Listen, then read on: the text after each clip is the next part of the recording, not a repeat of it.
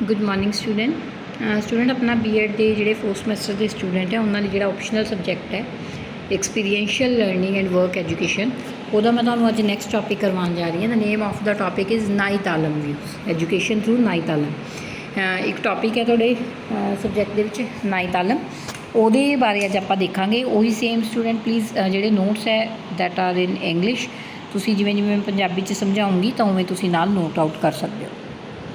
सब तो पहले आप देखते हैं नाई तालम एजुकेशन है कि education means knowledge. Knowledge is to know surrounding recognizing your inner and performing those action which effect our growth. कहते एजुकेशन का मतलब की होंगे नॉलेज मतलब ज्ञान प्राप्त करना। ज्ञान किमें प्राप्त करना आपके आसे पासे नूं देख के आपदी जी इनर ग्रोथ है जो अपने अंदर कैपेबिलिटीज़ है उन्होंने बाहर लैके आना तो अपन खुद नूं ग्रो करवाना। Knowledge is compressed of 3 things. Knowledge जी 3 चीज़ों कंप्रैस करके बनी है। 1 who gives knowledge which is known as tutor. सब तो पहला जो अपन नॉलेज दिंदा है अपना अध्यापक। Second who take knowledge that is tutee जोड़ा स्टूडेंट जोड़ा कि नॉलेज नूं गेन करता है। And the third which is being taken that is tuition. Third की है जोड़े माध्यम राही विद्यार्थी ते अध्यापक जुड़ते हैं that is known as tuition या फिर स्कूलिंग कुछ भी कह सकते हैं आप उस चीज़। Third the process of knowledge divided between tutor tutee and tuition. तो तीनों चीज़ों मिल के अध्यापक विद्यार्थी ते वातावरण जिहदे बैठ के वो पढ़ेगा स्कूल हो गया या घर हो गया या कॉलेज हो गया जो भी तो ये तीनों चीज़ां मिल के ही एक एजुकेशन को कंप्लीट करती है। This knowledge defines education for the success of education coordination is very necessary among all of 3। जे आपां नूं एजुकेशन के फील्ड के एक वधिया सफलता चाहिए तो इन्होंने तीनों फील्ड के कोआर्डीनेशन अध्यापक स्कूल तो विद्यार्थी के कोआर्डीनेशन होना बहुत ज़रूरी है। From the beginning is to being discussed as how to give education whereby the best development of the person success is the teaching process does not seem boring. सब तो पहला कहते जो टीचिंग प्रोसैस है वो की होना चाहिए ਇਹੋ ਜਿਹਾ होना चाहिए जिहदे विच स्टूडेंट कदे भी बोर ना होवे। वधिया एक माहौल प्रोवाइड करके स्टूडेंट नूं एजुकेशन देनी। Too many exploration and experiment about the things has happen. बहुत सारे एक्सपैरीमेंट किए गए भी एजुकेशन बोरिंग जी अपनी ना रहे। Many committees has been set up for the purpose Nai Talim और basic education is one of the them. बहुत सारिया मतलब कमेटीज़ बनिया जिहड़ियां इस पर्पज़ लिए अगे वध के आईयां भी एजुकेशन एक इंट्रस्टिंग पार्ट पर लिया जाए एजुकेशन एक सफलतापूर्वक प्रणाली नाल चल सके। तो उन्होंने जिहड़े प्रपोजल चले उन्होंने नाई तालम या फिर उन्होंने बेसिक एजुकेशन के नाम नाल भी जानिया जाता है। एक अप्रोच है नाई तालम का कॉन्सैप्ट देखांगे। पर Nai Talim is consider as education for life. पूरी जिंदगी लिए जी आप ज्ञान प्राप्त करते हैं यदा एम है नाई तालम का। It is a synonym of basic education. यदा एक होर जो आप समानार्थी देखिए नाई तालम का की बनता है बेसिक एजुकेशन जो आपू सब तो पहली एजुकेशन बच्चे को दी जाती है which is vital thought Gandhi ji on education. ये जोड़ा एक्चुअली ये थॉट है ये गांधीयन जी गांधी जी की सोच तो निकल के बाहर आता है। It's aimed to build a child self-reliant by enabling him to use required knowledge and skills in practical affairs of life। ਇਹਦਾ मतलब है कि ये बच्चे की एक पूरी वधिया डिवेलपमेंट करनी बच्चे का सैल्फ कॉन्फिडेंस बढ़ाना नॉलेज इस तरह की पता प्रैक्टिकल हो प्रैक्टिकली चीज़ों सीख के लाइफ के बच्चा अप्लाई करना सीखे। It is child centred education. तुहानूं पता ही है student centred teacher centred education होंगी। This is a student centred education. It related with the basic needs and interest of child. ये किहदे नाल रिलेट करती है एक बच्चे के बेसिक नीड्स की है तो वो बच्चे के बेसिक इंटरस्ट की है वो डील करती है। इवेल्यूएशन ऑफ नाई तालम ये कदों आया मतलब ये सब थोड़ा जिहा देखांगे। In June 31 1937 in Harijan Gandhi ji express is view about the basic education. 1937 के गांधी जी ने आपके बेसिक एजुकेशन को लैके व्यू दिते। He says that presence Kenway of the education is not only wasteful but positively harmful. उस टाइम तो क्या सी भी जिहड़ा एजुकेशन का जिहड़ा चल रहा है जी आप कह दें जो एजुकेशन की प्रणाली जो चल रही है वो कहते इस बच्चे का सिर्फ टाइम ही नहीं वेस्ट होंगे ये बच्चे लिए हार्मफुल भी है कोई यूजफुल नहीं हैगी। So Gandhi decided a new type of education which enhance the mind and soul of society. तो उन्होंने एक नवी एजुकेशन इंट्रोड्यूस किया। For this and all Indian education conference held in Wardha on 22 and 23 October in 1937 एक conference बिठाई गई। They discuss different aspects and purpose new scheme of education. उत्थे education के नवे जी स्कीम्स है उन्होंने लागू करने बारे सोचा गया। This amendment in educationist Congress leader and workers along with the education minister of 7 states had attach the conference. वो मतलब सारे जने शामिल हुए हो कोई एजुकेशन मिनिस्टर भी हुए तो उन्होंने ਤਾਂ ਬੇਸਿਕਲੀ ਬਸ ਇੰਨਾ ਜ਼ਿਆਦਾ ਤੁਹਾਨੂੰ ਕਰਨ ਦੀ ਜ਼ਰੂਰਤ ਨਹੀਂ, ਤਾਂ ਉਹਨਾਂ ਨੇ ਇੰਟਰੋਡਿਊਸ ਕੀਤਾ ਹੈ ਬੇਸਿਕ ਐਜੂਕੇਸ਼ਨ ਦੀ ਨਵੀਂ ਸਕੀਮ ਨੂੰ 1938 ਦੇ ਵਿੱਚ। Nai Talim is a radical and important revolution in social and economic structure of Indian education. ਇੱਕ ਬਹੁਤ ਵੱਡੀ ਕ੍ਰਾਂਤੀ ਸੀਗੀ ਇੰਡੀਆ ਦੀ ਇਕੋਨਮਿਕ ਅਤੇ ਸੋਸ਼ਲ ਪੋਜੀਸ਼ਨ ਨੂੰ ਚੇਂਜ ਕਰਨ ਵਿੱਚ। Related with ancient education system of India, ਇਹ ਜਿਹੜੀ ਨਾਈਨਥ ਆਲਮ ਹੈ ਇਹ ਕਿਹਦੇ ਨਾਲ ਰਿਲੇਟ ਕਰਦੀ ਹੈ? ਆਪਣਾ ਜਿਹੜਾ ਪੁਰਾਣਾ ਐਜੂਕੇਸ਼ਨ ਸਿਸਟਮ ਪੁਰਾਤਨ ਸਮੇਂ ਤੋਂ ਚੱਲਦਾ ਆ ਰਿਹਾ ਉਹਦੇ ਨਾਲ ਰਿਲੇਟਡ ਹੈ। India has always been a land of gaining enlightenment through knowledge.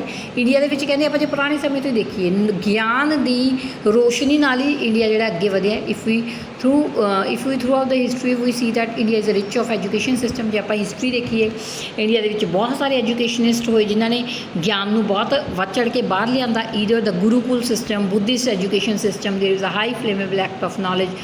ਤਾਂ ਉਦੋਂ ਦੇਖਿਓ ਬੁੱਧਾਂ ਦੇ ਜਿਹੜੇ ਸੀਗੇ ਇੱਕ ਗੁਰੂਕੁਲ ਬਣੇ ਹੁੰਦੇ ਸੀ, ਈਵਨ ਗੁਰੂਕੁਲ ਵੀ ਹੁੰਦੇ ਸੀ, ਅਤੇ ਬੁੱਧਾਂ ਦੇ ਜਿਹੜੇ ਆਪਾਂ ਕਹਿ ਦਿੰਦੇ ਹਾਂ ਆਸ਼ਰਮ ਬਣੇ ਹੁੰਦੇ ਸੀ ਜਿਨ੍ਹਾਂ ਵਿੱਚ ਬੁੱਧਿਜ਼ਮ ਆਪਣੀ ਜਿਹੜੀ ਬੱਚਿਆਂ ਨੂੰ ਐਜੂਕੇਸ਼ਨ ਪ੍ਰੋਵਾਈਡ ਕਰਦੀ ਸੀ। ਠੀਕ ਹੈ। ਅਤੇ there has been always a 3 phases in education ਦੇ ਕਹਿੰਦੇ ਹਮੇਸ਼ਾ 3 ਫੇਜ਼ ਰਹੇ ਹੈ।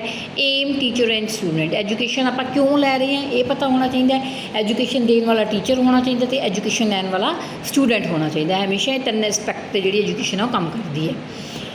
ਉਦੋਂ ਬਾਅਦ ਆ ਜਾਂਦਾ ਰੈਲੀਵੈਂਸ ਆਫ ਗਾਂਧੀਅਨ ਵਿਊ।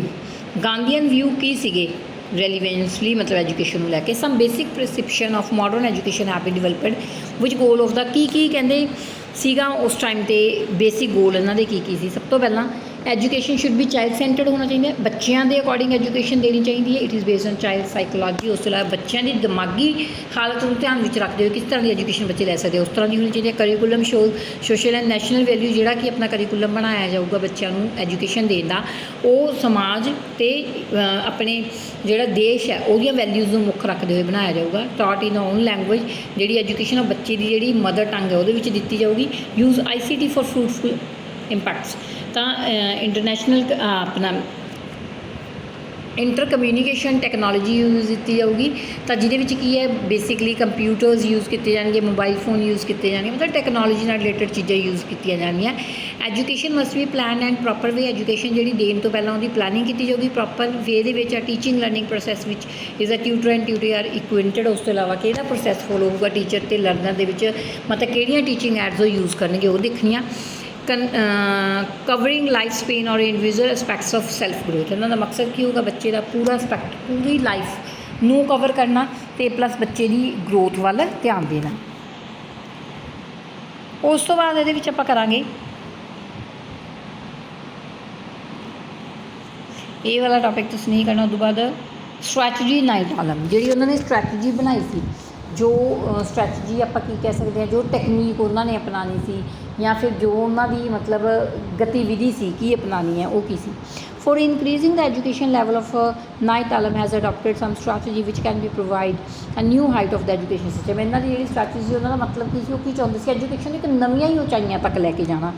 ਉਹਦੇ ਵਿੱਚ ਉਹਨਾਂ ਨੇ ਕਿਹਾ free compulsory and universal education. Free and compulsory education up to 7 to 14 years has been provided to child on nationwide scale. 17 ਤੋਂ ਲੈ ਕੇ 14 ਸਾਲ ਪੂਰੇ ਸੰਸਾਰ ਦੇ ਵਿੱਚ ਬੱਚਿਆਂ ਨੂੰ ਕੀ ਹੈ ਫ੍ਰੀ ਐਜੂਕੇਸ਼ਨ ਜਿਹੜੀ ਉਹ ਪ੍ਰੋਵਾਈਡ ਕੀਤੀ ਜਾਵੇ। Scheme of primary education based on Indian traditional culture must be circulated. ਜਿਹੜੀ ਪ੍ਰਾਇਮਰੀ ਐਜੂਕੇਸ਼ਨ ਹੋਊਗੀ ਉਹਦੇ ਵਿੱਚ ਇੰਡੀਆ ਦਾ ਜਿਹੜਾ ਕਲਚਰ ਹੈ ਉਹ ਬੱਚਿਆਂ ਨੂੰ ਜ਼ਰੂਰ ਪੜ੍ਹਾਇਆ ਜਾਊਗਾ। ਮੀਡੀਅਮ ਹੈ ਜਿਹੜਾ ਉਹ ਕੀ ਰੱਖਿਆ ਜਾਊਗਾ? Instruction to we mother tongue. ਛੋਟੇ ਬੱਚਿਆਂ ਨੂੰ ਆਪਾਂ ਪੜ੍ਹਾਉਣਾ ਹੈ ਤਾਂ ਜਿਹੜੀ ਉਹਨਾਂ ਦੀ ਮਦਰ ਟੰਗ ਹੋਊਗੀ ਉਹਦੇ ਵਿੱਚ ਬੱਚਿਆਂ ਨੂੰ ਪੜ੍ਹਾਇਆ ਜਾਊਗਾ। ਪ੍ਰੋਡਕਟਿਵ ਵਰਕ ਹੋਏਗਾ self supporting by imparting education through a useful and productive craft. ਜੋ ਬੱਚਿਆਂ ਨੂੰ ਐਜੂਕੇਸ਼ਨ ਦਿੱਤੀ ਹੋਊਗੀ ਕੁਝ ਪ੍ਰੋਡਕਸ਼ਨ, ਬੱਚੇ ਹੱਥੀਂ ਗਿਆਨ ਕਰਨਗੇ, ਕੁਝ ਸਿੱਖਣਗੇ, ਕਰਾਫਟ ਕਰਨਗੇ। ਟ੍ਰੇਨ ਟਿਊਟਰ ਹੋਣਗੇ ਜਿਹੜੇ ਬੱਚਿਆਂ ਨੂੰ ਸਿਖਾਉਣਗੇ, ਉਹ ਕਰੈਕਟਰ ਵਾਈਜ਼ ਵੀ ਵਧੀਆ ਹੋਣਗੇ, ਵੈਲ ਟ੍ਰੇਨਡ ਹੋਣਗੇ, ਮਤਲਬ ਟੀਚਰ ਜਿਹੜੇ ਹੈਗੇ ਆ ਆਪਦੇ ਉਹਦੇ ਵਿੱਚ ਪਰਫੈਕਟ ਹੋਣਗੇ। ਉਸ ਤੋਂ ਇਲਾਵਾ organisation of schools, the school should be manage properly, the administration and inspection part done periodically. ਉਸ ਤੋਂ ਇਲਾਵਾ ਕਹਿੰਦੇ ਜੋ ਐਡਮਿਨਿਸਟ੍ਰੇਸ਼ਨ ਹੈ, ਜੋ ਵੀ ਮੈਨੇਜਮੈਂਟ ਕਰਨੀ ਹੈ, ਇੰਸਪੈਕਸ਼ਨ, ਉਹ ਪੀਰੀਅਡ ਦੇ ਹਿਸਾਬ ਨਾਲ, ਮਤਲਬ ਹਫਤੇ ਬਾਅਦ ਬੱਚਿਆਂ ਨੂੰ ਕੀ ਚੇਂਜਿਸ ਕਰਵਾਉਣੇ ਆ, ਮਹੀਨੇ ਬਾਅਦ ਕਿਵੇਂ ਪੀਰੀਓਡਿਕਲੀ ਜਿਹੜੀ ਹੈ ਉਹ ਆਰਗੇਨਾਈਜੇਸ਼ਨ ਜਿਹੜੀ ਹੈ ਉਹ ਸੈੱਟ ਕੀਤੀ ਜਾਊਗੀ। ਉਸ ਤੋਂ ਇਲਾਵਾ ਕੋ ਰਿਲੇਟਡ ਐਜੂਕੇਸ਼ਨ ਹੋਣੀ ਚਾਹੀਦੀ ਹੈ। ਸਬਜੈਕਟ ਹੈਜ਼ ਟੂ ਬੀ ਕੋ ਰਿਲੇਟਡ ਵਿਦ ਈਚ ਅਦਰ, ਮਤਲਬ ਜੋ ਸਬਜੈਕਟਸ ਹੈ ਉਹ ਇੱਕ ਦੂਜੇ ਨਾਲ ਰਿਲੇਟ ਕਰਕੇ ਬੱਚਿਆਂ ਨੂੰ ਪੜ੍ਹਾਉਣੇ। ਇੰਡਸਟਰੀਅਲਸ ਹੋਣੀ ਚਾਹੀਦੀ ਹੈ।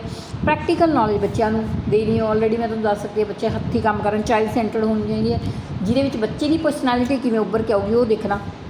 ਹੋਲਿਸਟਿਕ ਪ੍ਰੋਸੈਸ ਹੋਣਾ ਚਾਹੀਦਾ ਇਹਦੇ ਵਿੱਚ, ਮਤਲਬ 3 ਜਿਹੜਾ ਆਪਾਂ ਕਿਹਾ ਸੀਗਾ 3 ਏਮਸ ਨੂੰ, ਏਮਸ, ਟਿਊਟਰ ਅਤੇ ਟਿਊਟੀ ਜਿਹੜੇ ਤਿੰਨੋਂ ਇਕੱਠੇ ਮਿਲ ਕੇ ਚੱਲਣਗੇ ਤੇ ਇਕੁਆਲਿਟੀ ਦੇ ਬੇਸ ਹੋਊਗਾ, ਸਾਰਿਆਂ ਨੂੰ ਇੱਕੋ ਜਿਹੀ ਜਿਹੜੀ ਐਜੂਕੇਸ਼ਨ ਆ ਉਹ ਪ੍ਰੋਵਾਈਡ ਕੀਤੀ ਜਾਵੇਗੀ। ਫਿਰ ਇਹਨਾਂ ਨੇ ਐਜੂਕੇਸ਼ਨ ਥਰੂ ਕਰਾਫਟ ਦੀ ਗੱਲ ਕੀਤੀ ਸੀ, ਕਹਿੰਦੇ ਜਿਹੜਾ ਕਰਾਫਟ ਤੇ ਪ੍ਰੋਡਕਟਿਵ ਵਰਕ ਜਿਹੜੇ ਉਹ ਬੱਚਿਆਂ ਨੂੰ ਸਿਖਾਉਣੇ, because it is a mixture of skills and creativity for the potential of child, ਕਿਉਂਕਿ ਇਹ ਕੀ ਹੈ ਮਿਕਸਚਰ ਸੀਗਾ ਜਿਹਦੇ ਵਿੱਚ ਬੱਚਿਆਂ ਨੂੰ ਐਜੂਕੇਸ਼ਨ ਦਿੱਤੀ ਜਾਊਗੀ ਪਰ ਉਹਨਾਂ ਦੀ ਕ੍ਰੀਏਟੀਵਿਟੀ ਨੂੰ, ਉਹਨਾਂ ਦੀ ਜਿਹੜੀ ਕਲਾ ਹੈ, ਇਨਰ ਕਲਾ ਹੈ, ਉਹਨੂੰ ਧਿਆਨ ਵਿੱਚ ਰੱਖਦੇ ਹੋਏ। ਇਫ ਦ ਟੀਚਿੰਗ ਵੇਜ਼ ਦੀ handcraft in which least any one small scale industries taught then it gives a child self dependency। ਉਸ ਤੋਂ ਇਲਾਵਾ ਕੋਈ ਸਮॉल स्केल ਇੰਡਸਟਰੀਜ਼ ਸ਼ੁਰੂ ਕੀਤੀਆਂ ਜਾਣਗੀਆਂ ਜਿਹਦੇ ਵਿੱਚ ਬੱਚੇ ਨੂੰ ਚਾਈਲਡ ਨੂੰ ਮਤਲਬ ਬੱਚੇ ਨੂੰ ਉਸ ਇੰਡਸਟਰੀ ਦੇ ਵਿੱਚ ਵਰਕ ਕਿਵੇਂ ਕਰਨਾ, ਕਿਵੇਂ ਸਿੱਖਣਾ ਸਿਖਾਇਆ ਜਾਊਗਾ, ਇੰਡੀਪੈਂਡੈਂਟ ਬਣਾਇਆ ਜਾਊਗਾ, ਸੈਲਫ ਡਿਪੈਂਡੈਂਟ ਬਣਾਇਆ ਜਾਊਗਾ ਬੱਚੇ ਨੂੰ, ਤਾਂ ਕਿ ਆਪਦੇ ਜੀਵਨ ਦੇ ਦੌਰਾਨ ਬੱਚਿਆਂ ਨੂੰ ਕੋਈ ਪ੍ਰੋਬਲਮ ਜਿਹੜੀ ਹੈ ਆਉਂਦੀ ਹੈ, ਰੀਅਲ ਲਾਈਫ ਸਿਚੁਏਸ਼ਨਸ ਆਉਂਦੀਆਂ, ਰੀਅਲ ਲਾਈਫ ਪ੍ਰੋਬਲਮਸ ਆਉਂਦੀਆਂ, ਉਹ ਬੱਚੇ ਕਿਵੇਂ ਸੋਲਵ ਕਰ ਸਕਦੇ ਆ, ਉਹ ਸਾਰੀ ਚੀਜ਼ ਇਹਦੇ ਵਿੱਚ ਬੱਚਿਆਂ ਨੂੰ ਸਿਖਾਈ ਜਾਊਗੀ। ਇਹੀ ਮਤਲਬ ਕਿ ਇਹ ਚਾਈਲਡ ਸੈਂਟਰ ਦੀ ਇਹਦੀ ਬੇਸਿਕਲੀ ਸਟ੍ਰੈਟਜੀ ਲਿਖੀ ਗਈ ਸੀ। ਟਿਊਸ਼ਨ ਥਰੂ ਮਦਰ ਟੰਗ, ਇਹ ਮੈਂ ਤੁਹਾਨੂੰ ਆਲਰੇਡੀ ਦੱਸ ਚੁੱਕੀ ਹਾਂ ਵੀ ਇਹਨਾਂ ਦਾ ਜਿਹੜਾ ਕਰਿਕੂਲਮ ਹੈ ਉਹਦੇ ਵਿੱਚ ਇਹ ਸੈੱਟ ਕੀਤਾ ਗਿਆ ਸੀ, ਬੱਚੇ ਨੂੰ ਜੋ ਐਜੂਕੇਸ਼ਨ ਦਿੱਤੀ ਜਾਊਗੀ ਉਹਦੇ ਵਿੱਚ ਭਾਸ਼ਾ ਕਿਹੜੀ ਰੱਖੀ ਜਾਊਗੀ, ਬੱਚੇ ਦੀ ਮਦਰ ਟੰਗ ਜੋ ਉਹ ਬੋਲਦੇ ਆ, ਉਹਨਾਂ ਦੀ ਜੋ ਮਾਤਰ ਭਾਸ਼ਾ ਉਹਦੇ ਵਿੱਚ ਹੀ ਬੱਚਿਆਂ ਨੂੰ ਇਹ ਜਿਹੜੀ ਐਜੂਕੇਸ਼ਨ ਦਿੱਤੀ ਜਾਏਗੀ। ਇਹ NCF ਕਰਿਕੂਲਮ ਜਿਹੜਾ ਨੈਸ਼ਨਲ ਕਰਿਕੂਲਮ ਫਰੇਮਵਰਕ 2000 ਦੇ ਵਿੱਚ ਮਦਰ ਟੰਗ ਦੇ ਵਿੱਚ ਉਹਨਾਂ ਨੇ ਕਿਹਾ ਸੀ ਬੱਚਾ ਈਜ਼ੀਲੀ ਸਿੱਖ ਸਕਦਾ ਚੀਜ਼ਾਂ ਨੂੰ ਮਦਰ ਟੰਗ ਦੇ ਵਿੱਚ। ਮੇਕ ਆਈਡੀਅਲ ਸਿਟੀਜ਼ਨ, ਉਸ ਤੋਂ ਇਲਾਵਾ ਇਹਦਾ ਏਮ ਕੀ ਹੈ, ਬੱਚਿਆਂ ਨੂੰ ਜਿਹੜਾ ਹੈਗਾ ਇੱਕ ਆਈਡੀਅਲ ਸਿਟੀਜ਼ਨ ਬਣਾਉਣਾ, ਆਪਣੀ ਨੇਸ਼ਨ ਦੇ ਪ੍ਰਤੀ ਉਹ ਓਨੈਸਟ ਰਹਿਣ, ਐਫੀਸ਼ੀਐਂਟ ਰਹਿਣ, ਇਫੈਕਟਿਵ ਰਹਿਣ, ਆਪਣੇ ਨੇਸ਼ਨ ਲਈ ਕੰਮ ਕਰ ਸਕਣ, ਇਹ ਸੋਲ ਪਾਵਰ ਉਹਨਾਂ ਦੇ ਵਿੱਚ ਡਿਵੈਲਪ ਕਰਨੀ ਵੀ ਜ਼ਰੂਰੀ ਸੀ। ਇਹ ਇਹਨਾਂ ਨੇ ਬੇਸਿਕ ਮਕਸਦ ਇਹਦੇ ਵਿੱਚ ਰੱਖਿਆ ਸੀ। Flexible curriculum and free environment, ਜਿਹੜਾ ਕਰਿਕੂਲਮ ਬਣਾਇਆ ਜਾਊਗਾ ਕਿਉਂਕਿ ਫਲੈਕਸੀਬਲ ਮਤਲਬ ਲਚਕੀਲਾ ਹੋਏਗਾ, ਇਨਵਾਇਰਨਮੈਂਟਲ ਫ੍ਰੀ ਹੋਗਾ, ਵਾਤਾਵਰਨ ਤੋਂ ਫ੍ਰੀ ਹੋਏਗਾ। ਮਤਲਬ ਜੇ ਆਪਾਂ ਨੂੰ ਲੱਗਦਾ ਕਿ ਬੱਚੇ ਦੇ ਹਿਸਾਬ ਨਾਲ ਆਪਾਂ ਉਹਨੂੰ ਚੇਂਜ ਕਰਨਾ ਹੈ ਤਾਂ ਉਸ ਆਪਾਂ ਆਪਦੇ ਕਰਿਕੂਲਮ ਨੂੰ ਚੇਂਜ ਕਰ ਸਕੀਏ ਅਤੇ ਬੱਚਿਆਂ ਨੂੰ ਫ੍ਰੀ ਆਫ ਦਾ ਜਿਹੜੀ ਐਜੂਕੇਸ਼ਨ ਹੈ ਉਹ ਪ੍ਰੋਵਾਈਡ ਕੀਤੀ ਜਾ ਸਕੇ। ਸਿਲੇਬਸ ਇਹਨਾਂ ਨੇ ਕੀ ਰੱਖਿਆ ਸੀ, ਸਿਲੇਬਸ ਦੇ ਵਿੱਚ ਹੈਂਡਕ੍ਰਾਫਟ ਦੀਆਂ ਚੀਜ਼ਾਂ ਰੱਖੀਆਂ ਸੀ, ਕੋਈ ਐਗਰੀਕਲਚਰ ਨਾਲ ਰਿਲੇਟਡ, ਫਿਸ਼ਿੰਗ, ਪੋਲਟਰੀ ਨਾਲ ਰਿਲੇਟਡ, ICT ਕੰਪਿਊਟਰਸ ਦੇ ਨਾਲ ਰਿਲੇਟਡ ਚੀਜ਼ਾਂ ਰੱਖੀਆਂ ਗਈਆਂ। ਲੈਂਗੁਏਜ ਪਹਿਲੀ mother language, second global language ਦੇ ਵਿੱਚ ਸਿਖਾਇਆ ਜਾਊਗਾ। ਮੈਥ ਵੀ ਸੀ, social study, art and craft, physical education, ਸਾਰੇ ਸਬਜੈਕਟ ਇਹਨਾਂ ਨੇ ਦਿੱਤੇ ਸੀ। ਉਸ ਤੋਂ ਇਲਾਵਾ ਜਨਰੇਟ ਫਾਈਨੈਂਸ, ਉਸ ਤੋਂ ਇਲਾਵਾ ਕਿਸ ਤਰ੍ਹਾਂ ਗਵਰਨਮੈਂਟ ਜਿਹੜੀਆਂ ਹੈਗੀਆਂ ਪੋਲੀਟੀਕਲ ਪਾਰਟੀਜ਼ ਮਿਲ ਕੇ, ਹੁਣ ਜਦੋਂ ਆਪਾਂ ਕਹਿੰਦੇ ਵੀ 7 ਤੋਂ 14 ਸਾਲ ਦੇ ਬੱਚੇ ਨੂੰ ਫ੍ਰੀ ਐਜੂਕੇਸ਼ਨ ਦੇਣੀ ਹੈ, ਸਾਰੇ ਸਬਜੈਕਟ ਪੜ੍ਹਾਉਣੇ ਆ, ਤਾਂ ਉਹਦੇ ਲਈ ਫਾਈਨੈਂਸ ਦੀ ਵੀ ਜ਼ਰੂਰਤ ਪਏਗੀ। ਤਾਂ ਉਹਨਾਂ ਨੇ ਕੁਝ ਪੋਜ਼ੀਟਿਵ ਚੀਜ਼ਾਂ ਰੱਖੀਆਂ, ਇੱਕ ਵਧੀਆ ਸੈਲਰੀਜ਼ ਜਿਹੜੀਆਂ ਜਨਰੇਟ ਕੀਤੀਆਂ ਤਾਂ ਕਿ ਜਿਹੜੇ ਟੀਚਰਸ ਹੈ ਉਹ ਬੱਚਿਆਂ ਨੂੰ ਵਧੀਆ ਤਰੀਕੇ ਨਾਲ ਪੜ੍ਹਾ ਸਕਣ, ਤਾਂ ਇੱਕ ਫਾਈਨੈਂਸ ਦਾ ਮੁੱਦਾ ਵੀ ਵਧੀਆ ਤਰੀਕੇ ਨਾਲ ਜਨਰੇਟ ਕੀਤਾ ਗਿਆ। ਵਰਕ ਇਜ਼ ਵਰਸ਼ਿਪ, ਬੱਚੇ ਨੂੰ ਸਿਖਾਇਆ ਗਿਆ ਵੀ ਵਰਕ ਇਜ਼ ਵਰਸ਼ਿਪ, ਮਤਲਬ ਕੰਮ ਹੀ ਉਹਦੀ ਪੂਜਾ ਹੈ, ਕੰਮ ਕਰਕੇ ਹੀ ਉਹ ਵਧੀਆ ਚੀਜ਼ਾਂ ਨੂੰ ਗੇਨ ਕਰ ਸਕਦੇ ਆ, ਪੋਜ਼ੀਟਿਵ ਥਿੰਕਿੰਗ ਰੱਖ ਸਕਦੇ ਆ। ਤਾਂ ਇਹ ਵੀ ਵਰਕ ਇਜ਼ ਵਰਸ਼ਿਪ ਦੀ ਜਿਹੜੀ ਥਿਊਰੀ ਹੈ ਉਹ ਬੱਚੇ ਨੂੰ ਸਿਖਾਇਆ ਗਿਆ। ਉਸ ਤੋਂ ਇਲਾਵਾ ਇਹਦੇ ਵਿੱਚ ਲਰਨਿੰਗ ਬਾਈ ਡੂਇੰਗ ਆ ਗਿਆ, ਮਤਲਬ ਚੀਜ਼ਾਂ ਨੂੰ ਬੱਚਾ ਕਿਵੇਂ ਸਿੱਖੇਗਾ, ਕਰਕੇ ਸਿੱਖਣਾ, ਬੱਚੇ ਨੂੰ ਕਿਸ ਤਰ੍ਹਾਂ ਚੀਜ਼ਾਂ ਨੂੰ ਕਰਕੇ ਉਹ ਸਿੱਖ ਸਕਦਾ ਹੈ, ਪ੍ਰੈਕਟੀਕਲੀ ਨੌਲੇਜ ਜਿਹੜੀ ਉਹ ਗੇਨ ਕਰ ਸਕਦਾ ਹੈ। ਪ੍ਰੀਜ਼ਰਵ ਕਲਚਰ, ਆਪਣੇ ਕਲਚਰ ਨੂੰ ਬਚਾ ਕੇ ਰੱਖਣਾ, ਜੋ ਇੰਡੀਆ ਦਾ ਕਲਚਰ ਹੈ, ਇਹ ਵੀ ਇਸ ਐਜੂਕੇਸ਼ਨ ਦਾ ਇੱਕ ਬੇਸਿਕ ਮਕਸਦ ਸੀ। ਬੱਚਿਆਂ ਨੂੰ ਡਿਸਿਪਲਿਨ ਸਿਖਾਉਣਾ, ਸੈਲਫ ਸੈਂਟਰ ਰਹਿਣ, ਬੱਚੇ ਡਿਸਿਪਲਿਨ ਸਿੱਖ ਸਕਣ, ਕਦੋਂ ਕਿਹੜੇ ਕੰਮ ਨੂੰ ਕਿਸ ਟਾਈਮ 'ਤੇ ਕਰਨਾ ਹੈ, ਕਿਸ ਤਰ੍ਹਾਂ ਕੋਆਰਡੀਨੇਸ਼ਨ ਨਾਲ ਕਰਨਾ, ਉਹ ਬੱਚਿਆਂ ਨੂੰ ਸਿਖਾਇਆ ਜਾਏਗਾ। ਸੈਟਿਸਫੈਕਸ਼ਨ ਲੈਵਲ 'ਤੇ ਬੱਚਿਆਂ ਨੂੰ ਚੀਜ਼ਾਂ ਸਿਖਾਈਆਂ ਜਾਂਦੀਆਂ ਤਾਂ ਕਿ ਅੰਦਰੂਨੀ ਇੱਕ ਸੈਟਿਸਫੈਕਸ਼ਨ ਹੁੰਦੀ ਹੈ ਵੀ ਬੱਚੇ ਨੇ ਓਵਰਆਲ ਐਜੂਕੇਸ਼ਨ ਗੇਨ ਕੀਤੀ ਹੈਗੀ ਹੈ, ਉਹ ਵੀ ਧਿਆਨ ਰੱਖਣਾ। ਤਾਂ ਬੇਸਿਕਲੀ ਕਨਕਲੂਜਨ ਦੇ ਵਿੱਚ ਆਪਾਂ ਦੇਖਦੇ ਹਾਂ, ਕਨਕਲੂਜਨ ਕੀ ਨਿਕਲਦਾ, 9th ਆਲਮ ਦੇ ਵਿੱਚ ਜਿਹੜੀ ਐਜੂਕੇਸ਼ਨ ਹੈ ਉਹ ਚਾਈਲਡ ਸੈਂਟਰਡ ਹੋਏਗੀ, ਬੱਚੇ ਦਾ ਸਪੈਸ਼ਲੀ ਧਿਆਨ ਰੱਖਿਆ ਜਾਵੇਗਾ, ਬੱਚੇ ਨੂੰ ਆਰਟ ਐਂਡ ਕਰਾਫਟ ਦੀਆਂ ਚੀਜ਼ਾਂ ਜਿਹੜੀਆਂ ਉਹ ਸਿਖਾਈਆਂ ਜਾਣਗੀਆਂ, ਬੱਚੇ ਨੂੰ ਇਕੁਆਲਿਟੀ ਦੇ ਬੇਸਿਸ 'ਤੇ ਐਜੂਕੇਸ਼ਨ ਦਿੱਤੀ ਜਾਊਗੀ, ਫ੍ਰੀ ਐਜੂਕੇਸ਼ਨ ਦਿੱਤੀ ਜਾਏਗੀ for the 7 to 14 years old ਜਿਹੜੇ ਬੱਚੇ ਆ ਉਹਨਾਂ ਲਈ, ਅਤੇ ਇੱਕ ਫੰਡ ਜਨਰੇਟ ਕੀਤੇ ਜਾਣਗੇ, ਵਧੀਆ ਇੱਕ ਏਮ ਰੱਖਿਆ ਜਾਏਗਾ educational. This is a conclusion of this topic. ਤਾਂ ਆਈ ਹੋਪ ਤੁਹਾਨੂੰ ਇਹ ਟੋਪਿਕ ਸਟੂਡੈਂਟ ਸਮਝ ਆਇਆ ਹੋਏਗਾ।